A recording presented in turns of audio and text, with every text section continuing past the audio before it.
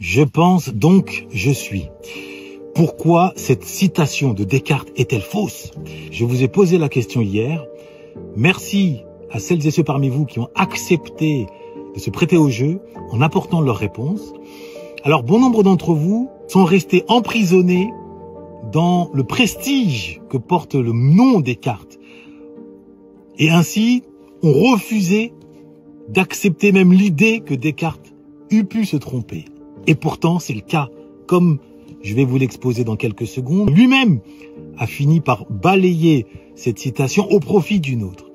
Mais avant, je tiens à rendre hommage à l'un d'entre vous, le premier, qui a parfaitement bien expliqué en quelques lignes où se situait l'erreur, notamment en s'appuyant sur le petit coup de pouce que je vous avais délivré à travers une phrase d'exemple « Je suis fatigué, donc je vais dormir ».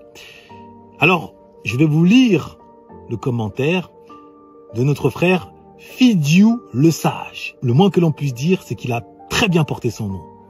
Que nous dit-il en substance? Alors, il commence en disant « Le donc fait office de suite logique ».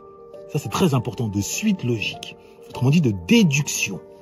Plus loin, il écrit, et c'est le point fondamental, la citation de Descartes, en termes logiques, paraît fausse puisque, logiquement, il met des guillemets alors que, en toute honnêteté, les guillemets sont de trop, nous pouvons considérer qu'il faut d'abord être avant de pouvoir penser et faire tout autre type d'action.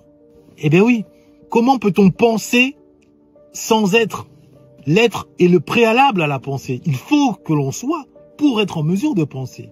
Pour le dire autrement, la citation aurait été exacte si Descartes avait écrit « Je pense car je suis ». Je pense car je suis. Ou alors, je pense donc je sais que je suis.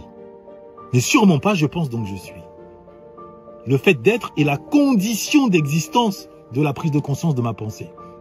Et non pas la déduction. Alors, certains d'entre vous verront dans mon explication peut-être une réflexion sans intérêt. Et pourtant, si vous saviez à quel point le monde tourne autour de la maîtrise du donc. La maîtrise du donc, c'est la maîtrise de la science. La maîtrise du donc, c'est la maîtrise de la déduction. C'est la maîtrise de l'anticipation. C'est la maîtrise de l'organisation. Autant d'éléments que je vous expliquerai plus en détail demain à l'occasion du live que je vais animer à partir de 22 h, je vous y attends. Nous reviendrons en détail sur cette citation et je prendrai le soin de vous expliquer déjà pourquoi certains d'entre vous sont restés accrochés à la croyance selon laquelle Descartes a raison. Et ensuite, je viendrai plus en longueur sur le donc, sur la conjonction donc et sur sa puissance, ainsi que sur la difficulté à le maîtriser. Cerise sur le gâteau, quand je vous dis que Descartes lui-même avait fini par mettre de côté sa citation au profit d'une autre, en voici la preuve. Mais ce qu'il faut savoir, c'est que quelques années plus tard, quand Descartes va écrire les méditations métaphysiques, il va proposer une deuxième formulation. Puisque ce « je pense, donc je suis » signifierait qu'on présupposerait qu'il y a déjà une raison. Et donc c'est contradictoire puisqu'il a douté de cette raison.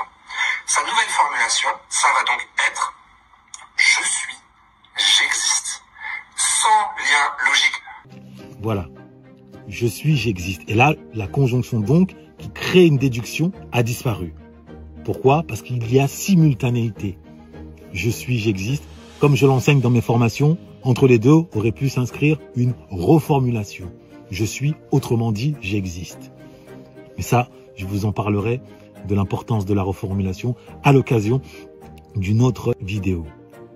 En attendant, retenez bien que « je pense donc je suis » est bel et bien une citation fausse et c'est la maîtrise de votre logos, la maîtrise de la logique qui vous permet de découvrir cette erreur comme elle vous permet de découvrir toutes les erreurs logiques qui pullulent dans les échanges et qui parfois viennent du passé, viennent de la tradition. Ce n'est d'ailleurs pas un hasard si le premier attribut du divin, c'est bel et bien la logique. Nous verrons tout cela demain soir. En attendant, bonne méditation. Noblesse oblige.